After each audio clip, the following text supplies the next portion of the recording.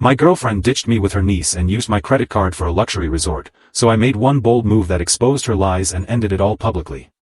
Her sudden action and what followed left me utterly exposed. I'm Jake, 33, and I first encountered Lexi, 29, at a coffee shop about 18 months ago. It was truly one of those charming, movie-like incidents. She accidentally spilled her drink all over the counter, muttered a curse, and I offered her some napkins, joking about the barista's aggressive drink preparation. She laughed, and our conversation began from there. She possessed an effortless charm, as if she didn't need to strive to be the most captivating person in the room. I requested her number that very day, and we quickly connected. Dates evolved into shared weekends into most of our time spent at my residence, and before I knew it, we were an official couple. Lexi was spirited, impulsive, and the type of individual who could infuse excitement into any situation. She always had an anecdote, a jest, and consistently exuded an infectious self-assurance. However, reflecting now, there were subtle flaws in that facade, ones I completely overlooked at the time. Overlooked warnings. One of the initial warning signs I disregarded was Lexi's discussions about her family. She had an elder sister, Emma, whom she characterized as disorganized. Emma was a single mother to an 8-year-old daughter, Lily, and Lexi never missed an opportunity to voice her displeasure about them. Whenever Emma required assistance with Lily, Lexi would lament how inconvenient it was. She treats me like her personal childcare, Lexi would declare, rolling her eyes. I have my own life, you know. Initially, I didn't give it much thought. Siblings often complain about each other, right? I assumed Lexi was merely letting off steam and it wasn't significant. But what truly stood out was her tone when discussing Lily. Most people, when speaking about children, exhibit at least a hint of tenderness in their voice. Not Lexi. She made it sound as if Lily were an immense burden. She's not even that difficult to manage, I recall saying. Children that age simply want to play games and eat snacks. How challenging could it be? Lexi scoffed, yes, but it's not my responsibility, Jake. Emma chose to have a child, not me. That response lingered with me. I remained silent at the time, not wanting to instigate a disagreement, but it felt cold. The way she dismissed her own niece like that bothered me, yet I attributed it to her being momentarily frustrated. The more I contemplate it, the more I realize how much Lexi enjoyed portraying herself as the aggrieved party in every scenario. If Emma needed assistance, Lexi would act as though she were performing a grand act of charity, a true paragon for supervising her niece for a few hours. She would never admit it, but she relished playing the role of the martyr. And because I didn't know Emma well, I only had Lexi's account of events to rely on. Lexi also had a tendency to be vague about her plans. She would inform me she was occupied or had obligations to attend to, but she never elaborated. If I inquired, she would dismiss it as me being overly inquisitive. At the time, I didn't consider it a major issue. She was an independent individual, and I respected that. But now, I recognize she utilized that ambiguity as a means to keep me uninformed about many matters. During one of the rare occasions I met Emma, I began to perceive inconsistencies in Lexi's narrative. Emma appeared fatigued, certainly, but she was pleasant and clearly adored her daughter. She thanked Lexi for her help and even offered to cover dinner, which felt peculiar given how much Lexi complained about being exploited. After we departed, I remarked, Emma seems nice. I don't understand why you portray her as so difficult. Lexi shrugged, she's tolerable in small doses. You don't witness what I do. I let it go, but looking back, it's evident Lexi was omitting a great deal of context. Another aspect I should have noticed was Lexi's general approach to responsibility. She detested being tied down to anything. If someone asked her to do something that didn't directly benefit her, she would either find a way to evade it or perform the absolute minimum. It was always about what was convenient for her. One time, a friend inquired if she could pet sit for a weekend. Lexi agreed, but when the time came, she handed me the key and declared, "You're better at this sort of thing. Can you check on their dog for me?" At the time, I found it amusing, as if she were simply being indolent. But now, I perceive it for what it truly was. She wanted to avoid anything that required effort. That indolence permeated how she treated me as well. If we made plans, I was consistently the one organizing everything. If we had a disagreement, I was always the one who had to resolve matters. Lexi preferred to appear easygoing, but in reality, she simply didn't want to exert the effort. The unveiling truth, and yet, I continued to invent excuses for her. I rationalized that she was simply busy, or tired, or unaware of how her behavior came across. I wished to believe she was the enjoyable, carefree person I had fallen for, not the self-centered, entitled individual she truly was. The truth is, I was oblivious to how imbalanced our relationship had become. I did everything within my power to make things function, and Lexi took it all for granted. I didn't grasp it then, but she wasn't merely thoughtless, she was outright manipulative. However, all of that reached a climax one Friday afternoon. I approached my house anticipating nothing more than an empty living room and a tranquil weekend. Instead, I discovered an 8-year-old girl seated on my front steps, clutching a small pink suitcase, and looking at me as if I held all the solutions. "Lily?" I inquired, attempting to comprehend the scene before me. She nodded, extending a piece of paper as if it were her ticket to an uncertain journey. I took it, and there it was, my address, scrawled in Lexi's distinct handwriting. "She said you'd look after me this week," she uttered, her voice casual, as if this were a routine drop-off. I stood there, astonished. Lexi hadn't mentioned a thing, not a word, not a text, nothing.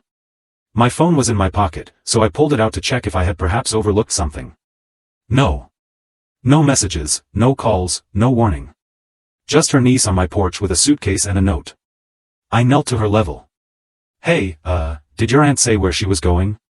"She said she's going to see her friends," Lily replied, shrugging as if it were inconsequential. "Friends? What friends?" I wasn't even aware she had plans this weekend.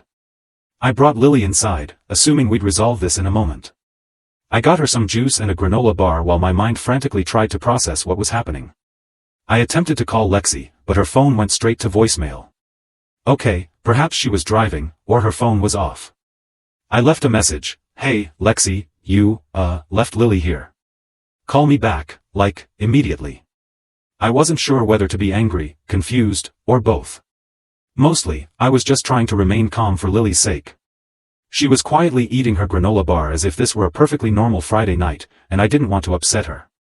After a few minutes of pacing and no return call, I sent a text, "Why is Lily here? Where are you?" Nothing. I decided to ask Lily a few more questions, keeping my tone light so she wouldn't feel she had done anything wrong. "So, your mom's at work, right, and Aunt Lexi said she'd watch you?" "Yeah," Lily confirmed. "She said she had to go see her friends, but you'd be fine watching me." Fine watching her? Was this some kind of cruel joke? I opened the suitcase to examine what Lexi had packed for her. Inside, there was one change of clothes, a stuffed animal, a half-empty pack of crayons, and a coloring book. That was all. No snacks, no pajamas, not even a toothbrush. It was as if she had packed in haste, barely considering what Lily might actually require for the weekend. This wasn't merely thoughtless, it was neglectful. How could she believe this was acceptable? Confrontation and consequences at that point, I was seething. I called her again, straight to voicemail once more. I tried texting her, "This is not okay. Call me, ASAP." Nothing.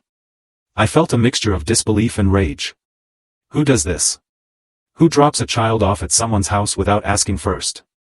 And not just any child, her niece. Lily was sitting on the couch, engrossed in her coloring book, completely unaware of my fury. I took a deep breath and reminded myself that none of this was her fault. She hadn't asked to be caught in the midst of her aunt's ridiculous stunt. I sat down beside her and suggested, "Hey, kiddo, how about we figure out dinner? Can we have chicken nuggets?" she asked, her face brightening. "Sure thing," I replied, forcing a smile. I put some nuggets in the oven and tried to strategize my next move. I didn't have Emma's number, and I barely knew her. The only person who could rectify this was Lexi, and she was completely unreachable. While the nuggets cooked, I attempted to divert Lily with a movie. She selected some animated film I'd never heard of, and I sat there, pretending to watch while my mind raced. What if Lexi didn't return tonight? What if she didn't return tomorrow? How long was this girl's trip supposed to last? I couldn't just sit around and hope she'd appear. After dinner, I went through Lily's bag again, hoping to discover some sort of clue, perhaps a note, an itinerary, something. Nothing. All I found was a small sticky note adhered to the inside of her coloring book with Lexi's scribbled handwriting, "Be good. Uncle Jake will take care of you." Uncle Jake? I wasn't her uncle, I was Lexi's boyfriend. And since when did I agree to this? The note felt like a personal insult. Lexi hadn't even bothered to call or text me before making this decision. She simply assumed I'd handle it. By bedtime, I was at my wit's end. I prepared the guest room for Lily, ensured she had everything she needed, and tucked her in. She smiled and said, "Thanks, Uncle Jake," as if this were all perfectly normal. As soon as she was asleep, I paced around the house, trying to determine what to do. Should I contact the authorities? Child services? Was this serious enough for that? It wasn't as if Lily was in immediate danger. She was safe, fed, and sleeping in a warm bed. But this wasn't normal. I decided to grant Lexi one last opportunity before escalating matters. I sent her another text. I spoke to Lily. I know you're on a trip. You need to call me right now. This is crazy. I stared at my phone, waiting for the little typing bubble to appear. It didn't. No reply, no call back, nothing. At that point, I realized two things. First, Lexi wasn't going to call me back anytime soon. She dropped Lily off and clearly thought that was sufficient. Second, I was going to have to resolve this on my own. I made a mental note to call a mutual friend in the morning to see if they could help me track down Emma's number. If Lexi wasn't going to step up, I'd have to go straight to the source. As I lay in bed that night, I couldn't stop replaying everything in my head. All of it felt surreal. Lexi had always acted so composed, as if she had everything under control. But this was something else entirely. Something had to give, and I wasn't going to let Lexi's irresponsibility slide, not this time. Unraveling the deception the next morning, I awoke still annoyed and bewildered. I checked my phone, no missed calls or texts from Lexi. At this point, I wasn't even surprised. I got up, prepared Lily some breakfast, and tried to focus on her instead of the mess Lexi had imposed on me. Lily was a sweet child, completely unbothered by the chaos her aunt had caused. She chatted about her favorite shows while eating her pancakes, and I nodded along, trying not to reveal my frustration. Once breakfast was finished, I set her up with some cartoons and began making calls. My primary objective was to get in touch with Emma. I didn't have her number, but I figured someone in our social circle might. I called a mutual friend, Sarah, and explained the situation. Wait, Lexi dropped her niece at your place without telling you? Sarah sounded as shocked as I felt. Yeah, I confirmed, and now she's off on some girls' trip, completely unreachable. Do you have Emma's number? I need to let her know what's going on. Sarah paused for a moment before saying, I don't have her number, but I know someone who might. Let me text you in a bit. I thanked her and hung up, already feeling a little better. At least I was taking action to fix this. While I waited for Sarah's update, I started tidying the kitchen. That's when it dawned on me, I still didn't know where Lexi actually was. She told Lily she was visiting friends, but that was incredibly vague. I grabbed my phone and decided to do some investigation. I opened Instagram, and sure enough, there she was, posting stories as if nothing were amiss. The first was a selfie by a pool captioned, "Finally some me time." The next was a boomerang of her clinking glasses with her friends, and the one after that was a group photo with the location tagged, Miami Beach Resort. I felt my blood boil. Lexi wasn't just socializing with friends, she was living it up at a luxury resort while I was stuck caring for a child she had abandoned on my doorstep. And she didn't even seem to care. I kept scrolling through her posts, trying to piece together the timeline. She had been boasting about this trip all week, but I hadn't paid much attention at the time. Now it all made sense. While I was working and anticipating a quiet weekend, Lexi was packing her bags and orchestrating her escape. The more I scrolled, the angrier I became. It wasn't just the trip, it was the sheer audacity of it all. She hadn't asked me to help, hadn't even bothered to warn me. She simply assumed I'd handle it, as if I were some kind of backup plan. Then I noticed something else. In one of her photos, there was a receipt on the table, partially covered by a drink. The name on the receipt wasn't hers, it was mine. My stomach dropped. I grabbed my wallet and checked my banking app, and sure enough, there it was, multiple charges from the Miami Beach Resort, flights, hotel, meals, and even a spa package, all on my credit card. I sat there stunned as the realization sank in. Lexi had stolen my card to finance her trip. She had not only left her niece with me without permission but also used my money to pay for her getaway. At that moment, my frustration transformed into full-blown rage. I wasn't just angry about the inconvenience anymore, I felt completely disrespected. Who does that to someone they are supposed to care about? I called my bank immediately and reported the charges as unauthorized. The customer service representative was helpful, guiding me through the process of disputing the charges and canceling my card. By the end of the call, I felt a small sense of relief. At least Lexi wouldn't get to enjoy any more of my money. Justice and Fallout Sarah texted me shortly after, saying she had found Emma's number through another friend. I called Emma immediately, and when she answered, I wasted no time explaining what was happening. At first, she didn't believe me. Wait, Lexi left Lily with you? Why would she do that? She said she was supposed to babysit while I was at work. I clarified, but instead of watching Lily, she dropped her at my house and took off for a trip. Emma was silent for a moment before saying, I don't understand. I paid her to watch Lily. Why would she leave her with you? That stopped me cold. You paid her? Yeah, Emma said, her voice tight, I always pay her when she babysits. She made it clear she wouldn't do it otherwise. I didn't know what to say. Lexi had always acted as if she were doing Emma a huge favor by watching Lily, but apparently, she was getting paid for it. All those times she complained about being taken advantage of? Total lies. Emma apologized profusely, saying she never would have trusted Lexi if she had known this would happen. She promised to fly home early and asked me to keep Lily safe until she arrived. No problem, I assured her. I'll make sure she's okay. By the time I hung up, I felt like I had been hit by a truck. Not only had Lexi lied to Emma, but she had also lied to me about why she was helping her sister in the first place. It wasn't about family, it was about money. And when she couldn't be bothered to fulfill her end of the bargain, she dumped Lily on me as if I were her personal assistant. I sat down on the couch, staring at my phone, trying to process everything. Lexi had shown me exactly who she was, and it wasn't pleasant. She was selfish, entitled, and completely irresponsible. And the worst part? She didn't even seem to care. Lily looked up from her coloring book and smiled at me. Uncle Jake, can we go to the park later? Of course, I said, forcing a smile. At least one of us deserves a good day. After the park, we grabbed some takeout for lunch. While Lily was eating her nuggets and fries, I scrolled through Instagram again, half hoping to see Lexi's posts pop up with some kind of clue about when she'd be back. And there it was, a new story. Lexi was lounging by a pool, her sunglasses perched on her head, and the caption read, "Living my best life." I slammed my phone down on the table so hard that Lily looked up, startled. Sorry, kiddo, I said, forcing a smile. Just dropped my phone. She nodded and went back to her fries, but I couldn't focus. Lexi wasn't just ignoring me, she was flaunting the fact that she was having the time of her life while I was stuck cleaning up her mess. I tried calling her again, but it went straight to voicemail, just like it had the last dozen times. I left a message, and this time, I didn't hold back. Lexi, you need to call me now. This is not okay. I've been watching Lily for over a day without any explanation from you, and I know you're in Miami because you stole my credit card to pay for it. If I don't hear from you soon, we're done. Don't test me on this.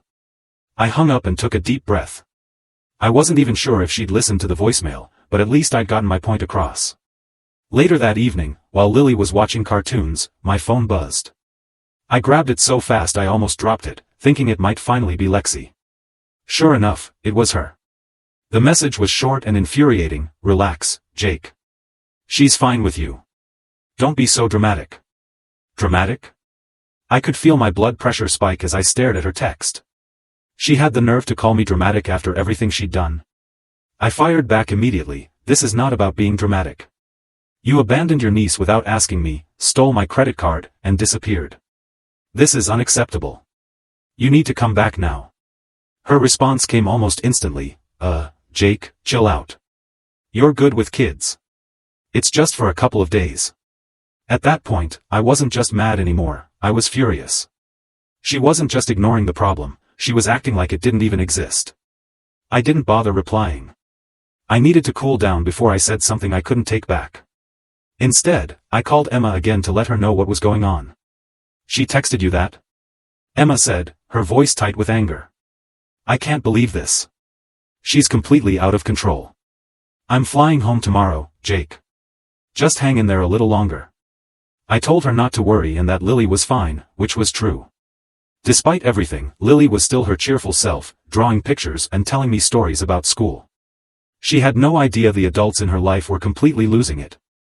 The reckoning the next day, while I was preparing breakfast, I received another message from Lexi. This time, it wasn't just her brushing me off, it was an accusation.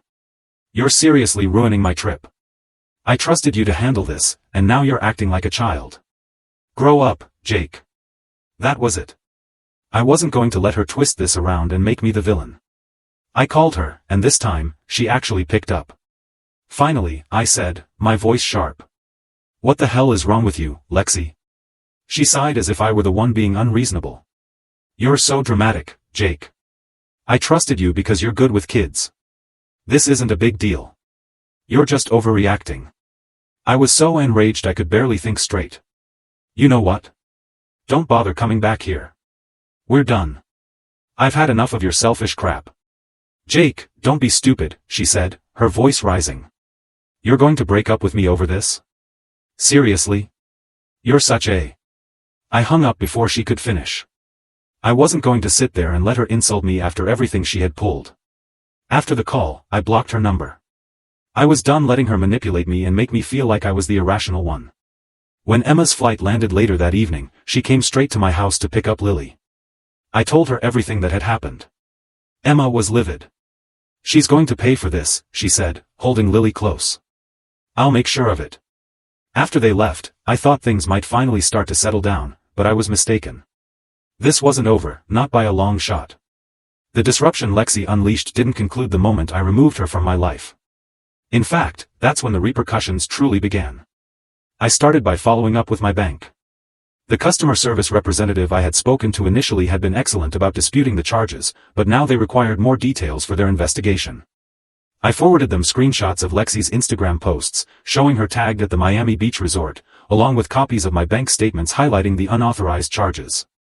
We'll escalate this to our fraud department, the representative informed me. If the charges were made without your authorization, we'll flag them and notify the proper authorities. Hearing that felt like a small triumph. Lexi thought she could get away with using my money for her self-serving trip, but now it was officially recorded as fraud. The next call I made was to the Miami Beach resort. I explained the situation to their customer service team, informing them the charges were disputed because Lexi had used my card without permission. The woman on the other end sounded appalled.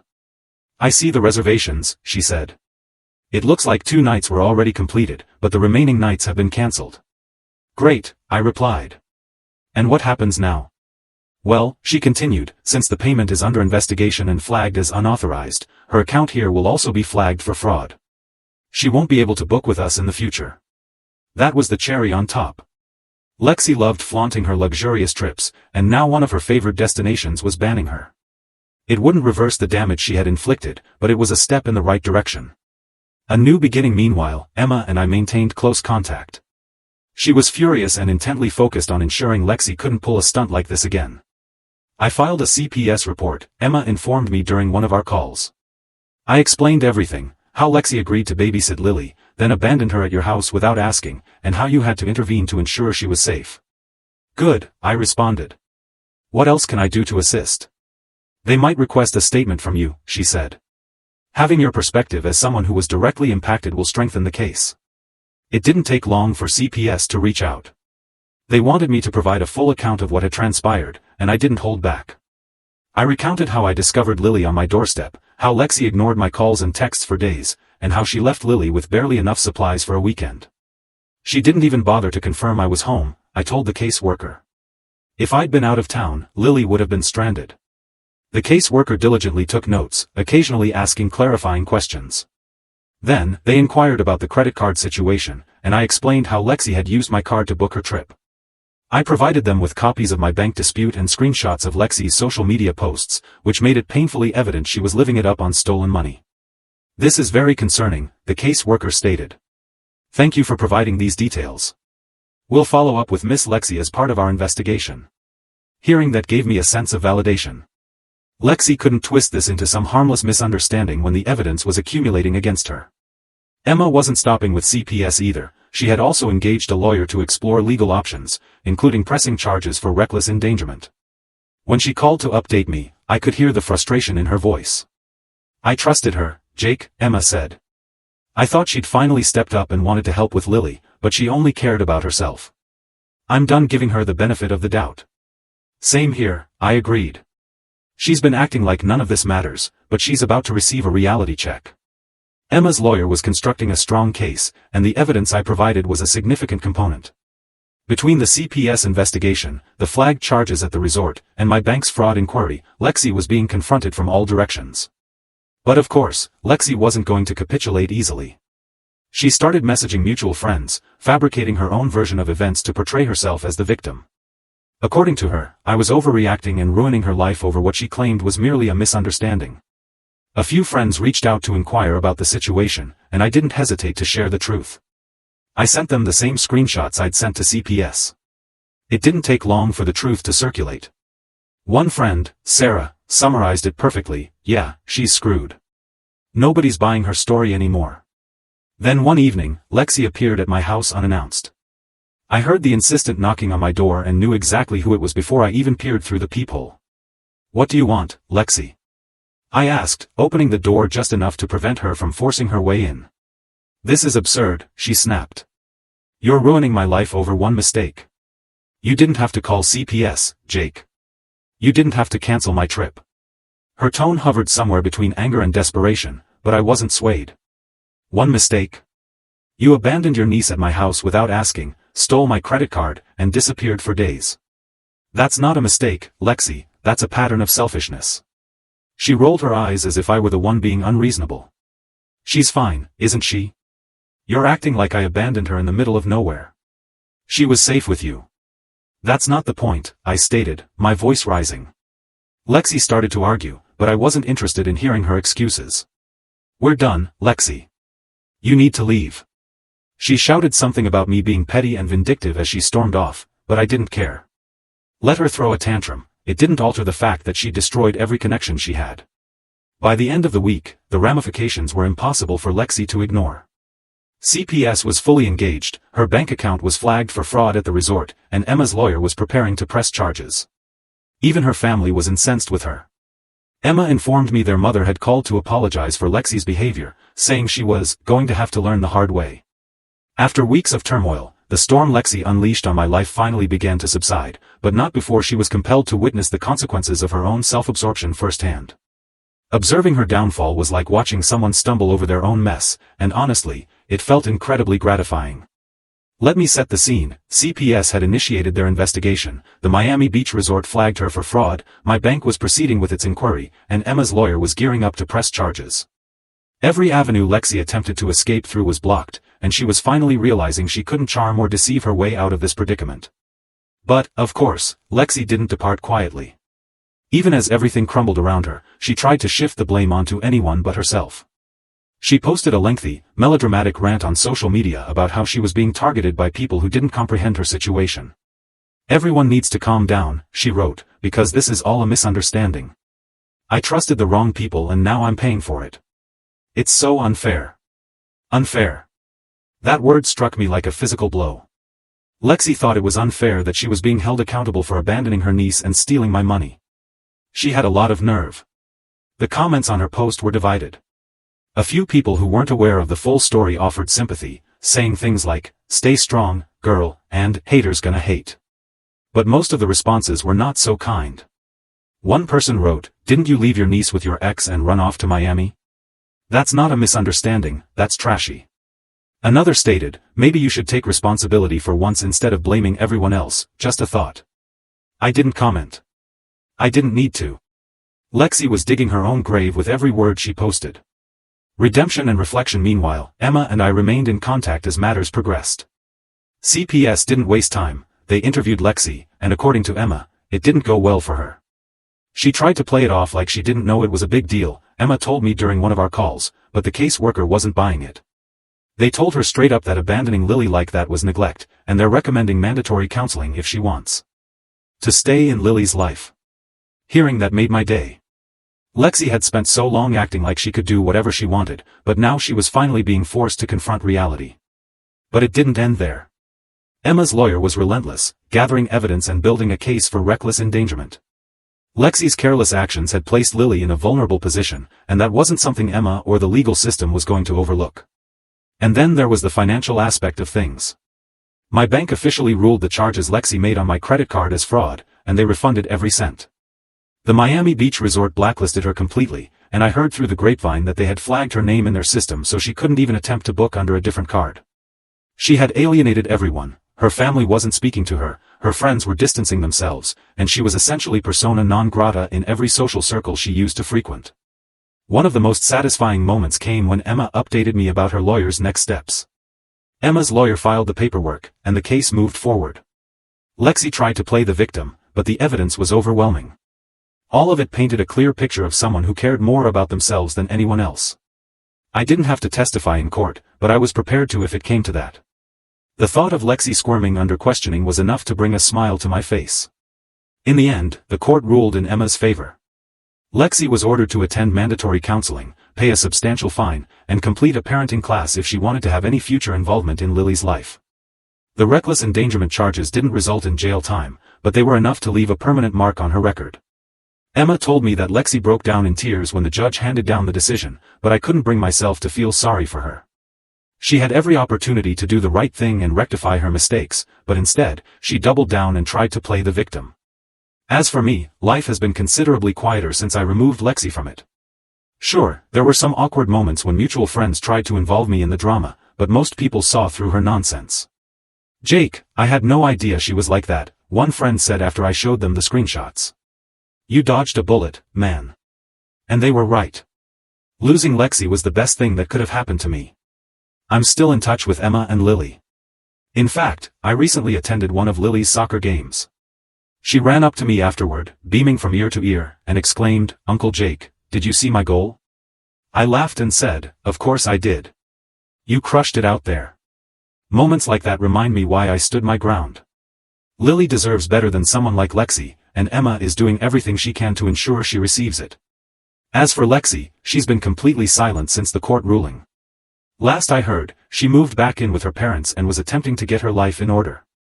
Part of me wonders if she has actually learned anything, but honestly, it doesn't matter. She's out of my life, and that's what truly counts. Looking back, I'm proud of how I managed everything. I could have allowed Lexi to manipulate me into letting it slide, but instead, I stood up for myself and for Lily.